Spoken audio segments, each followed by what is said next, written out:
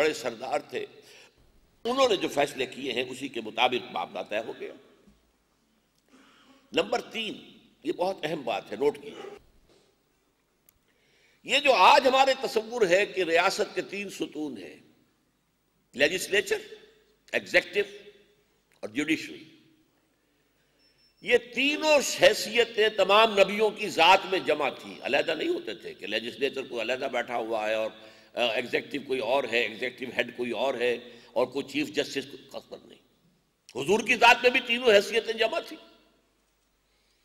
آپ ہی قاضی القضات بھی تھے، آخری فیصلہ آپ ہی کرتے تھے،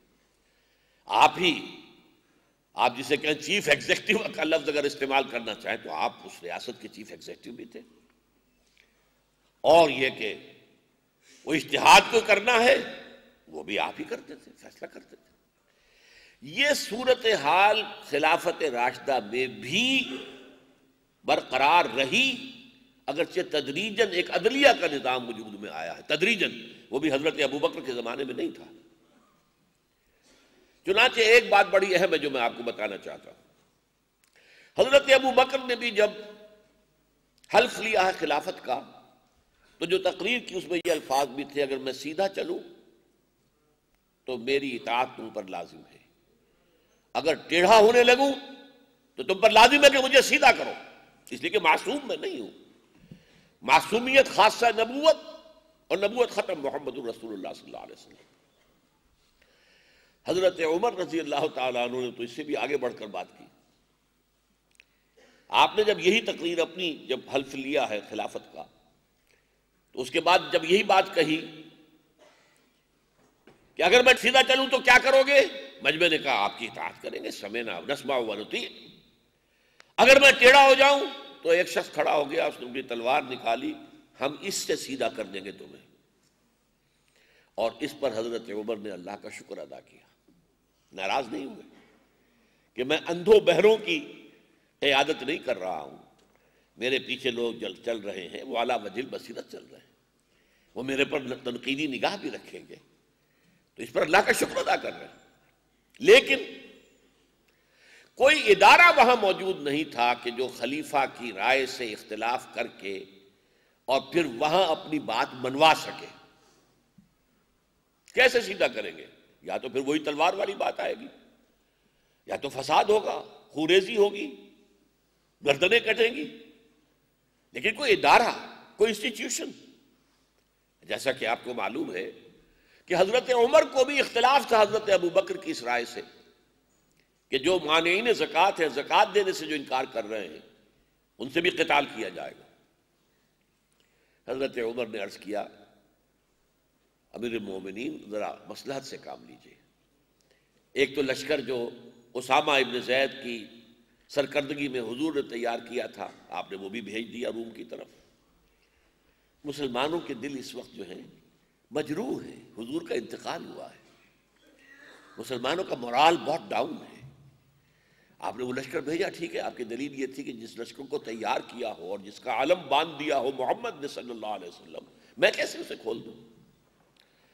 پھر جو یہ جھوٹے نبی کھڑے ہو گئے ان کے خلاف جہاد وہ آپ نے شروع کر دیا، وہ بھی ٹھیک ہے، اس لیے کہ تو مرتد ہے، جھوٹے نبیوں کو مان لیا۔ لیکن یہ جو مانعین زکوٰۃ ہیں ان کے معاملے میں ذرا نرمی کیجیے۔ وہ نرمی کیوں کہہ رہے تھے کہ انہوں نے زکوٰۃ کا انکار نہیں کیا، صرف یہ کہا کہ آپ کو نہیں دیں گے، مرکزی حکومت کو نہیں دیں گے، ہم اپنے طور پر، جیسا کہ حضور نے فرمایا تُؤْخَذُ مِنْ أَغْنِيَائِهِمْ وَتُرَدُّ إِلَىٰ فُقَرَائِهِمْ، ان کے امیروں سے لیا جائے گا زکوٰۃ کا معاملہ، پیسہ لیا جائے گا اور غریبوں میں لوٹا دیا جائے گا، تو ہم اپنے طور پر کر لیں گے، یہ ہم آپ کو نہیں دیتے۔ تو اس معاملے میں آپ ذرا نرمی کریں، ان کے خلاف جہاد کا اعلان نہ کریں۔ حضرت ابوبکر اڑ گئے رضی اللہ تعالیٰ عنہ، اور یہ الفاظ تک آتے ہیں، ایک تو جو ان کے اندر اتباع رسول کا جذبہ تھا، اَيُبَدَّلُ الدِّينُ وَأَنَا حَيٌّ، کیا دین کے اندر تبدیلی کی جائے گی جبکہ ابھی میں زندہ ہوں؟ میرے جیتے جی یہ نہیں ہوگا۔ اور پھر فرمایا آپ نے کہ اگر یہ حضور کے زمانے میں اونٹ دیتے تھے زکوٰۃ کے، اور اونٹ باندھنے کی رسی بھی ساتھ دیتے تھے، لیکن اگر اب کہیں کہ اونٹ لے جاؤ رسی نہیں دیں گے تب بھی میں قتال کروں گا۔ اور اگر کوئی میرے ساتھ نہیں جائے گا تو میں اکیلا جاؤں گا۔ یہاں سوال پیدا ہوتا ہے کہ یہاں پر فرض کیجئے کچھ اور لوگ بھی ہوں جن کی رائے یہ ہو کہ یہ اقدام صحیح نہیں ہے، تو کوئی ادارہ ایسا نہیں تھا کہ جہاں جا کر یہ بات کہی جا سکتی، اس لیے کہ اختیار مطلق تینوں چیزیں جو ہے، ایگزیکٹو ہیڈ بھی ہے، جوڈیشل ہیڈ بھی ہے، اور لیجسلیچر کا ان کا اجتہاد جو بھی ہوگا، ابو بکر کا اجتہاد ہو تو اور کیا چاہیے، عمر کا اجتہاد ہو تو اور کیا چاہیے، اور اسی پر اجماع ہوا ہے، جس کو اہل سنت والجماعت اسی لیے کہتے ہیں کہ قرآن بھی شریعت کی ایک سورس ہے، سنت بھی ہے، اور اجماع جو دور خلفائے راشدین میں ہو گیا ہے، جو کہ عالم اسلام وحدت تھا، نہ کوئی فرقے تھے، نہ کوئی ابھی مسلک تھے، کچھ نہیں تھا، اور عالم اسلام ایک ہی تھا، تو اس میں جو اجماع ہوا اور وہ خلفاء کے اجتہاد پر اجماع ہوا، تو یہ بھی در حقیقت ایک تھرڈ سورس ہے، انڈیپینڈنٹ آف قرآن اینڈ سنت۔ اب اس کا تقابل کیجئے، یعنی اب خلافت جو ہے نبوت کے خاتمے کے بعد اب شخصی نہیں رہی، کلیکٹیو ہو گئی، اجتماعی خلافت ہے مسلمانوں کی، مسلمان اپنے میں سے چنیں گے، مشورے سے طے کریں گے، نہ وہ معمور من اللہ ہوگا، نہ وہ معصوم عن الخطا ہوگا۔ تو معلوم ہوا کہ پہلا فرق کیا ہو گیا کہ شخصی نبوت سے، شخصی خلافت سے ایک اجتماعی خلافت وجود میں آ گئی۔ اب اسی کا تقابل کیجئے، ملوکیت میں کیا ہوا ہے؟ پہلے ایک شخص تھا، بادشاہ، ساورن، اس کے بعد ساورنٹی آف دی پیپل تقسیم ہو گئی کہ نہیں؟ اب یہ کلیکٹیو بادشاہت ہے دنیا میں۔ دینی اعتبار سے جیسا کفر وہ تھا ویسا ہی کفر یہ ہے، جیسا شرک وہ تھا ویسا ہی شرک یہ ہے، اس لیے کہ ساورنٹی تو صرف اللہ کے لیے، کسی اور کے لیے نہیں۔ سروری زیبا فقط اس ذات بے ہمتا کو ہے، حکمراں ہے ایک وہی، باقی بتانے حاضری۔ ساورن ایک ہو، ساورن 100 ہو، ساورن پوری 15 کروڑ کی قوم ہو، کفر ہے، شرک۔ اس کو جو ابلیس کی مجلس شورا میں ابلیس کے ایک مشیر نے کہا، کیونکہ ایک مشیر نے کہا تھا کہ یہ سلطانی جمہور کا آتا ہے زمانہ، یہ تو بڑا ہمارا ابلیسی نظام جو ہے وہ خطرے میں ہے، جمہوریت آ گئی ہے، توڑ دی بندوں نے آقاؤں کے خیموں کی تناب، یہ کیا ہوا؟ ہم نے یہ ملوکیت کا نظام بنایا تھا، ابلیسی نظام، یہ تو ختم ہو جائے گا۔ تو دوسرے مشیر نے کہا نہیں، یہ اس سے کوئی ہمارے خطرہ نہیں ہے، ہم نے خود شاہی کو پہنایا ہے جمہوری لباس، جب ذرا آدم ہوا ہے خود شناس و خود نگر، شاہی ہی ہے جس کو ہم نے بدل دیا ہے۔ اور میں اسے کہا کرتا ہوں کہ پہلے کیا تھا کہ ٹنوں نجاست، گندگی جو ہے کسی ایک شخص سے سر پر رکھی ہوئی ہے، وہ جو تاج اس کے سر پر ہے وہ ٹنوں نجاست کا در حقیقت مظہر ہے۔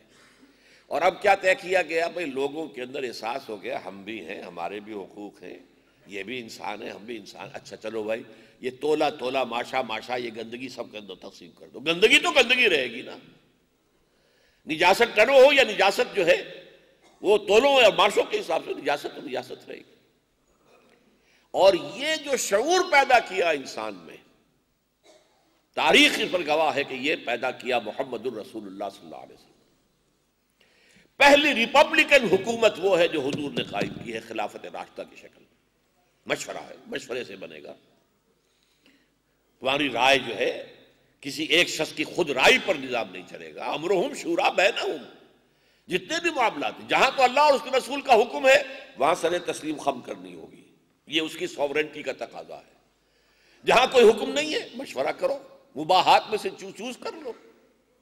اس کی بھی بہت سادہ مثال میں دیا کرتا ہوں بات کو آسان کرنے کے لیے، کہ آپ نے گھر میں کسی دعوت کا انعقاد کیا ہے، کوئی پارٹی جو ہے اس کا اہتمام کر رہے ہیں، اب سوال پیدا ہوا یہاں ڈرنک، مشروب کون سا پیش کیا جائے؟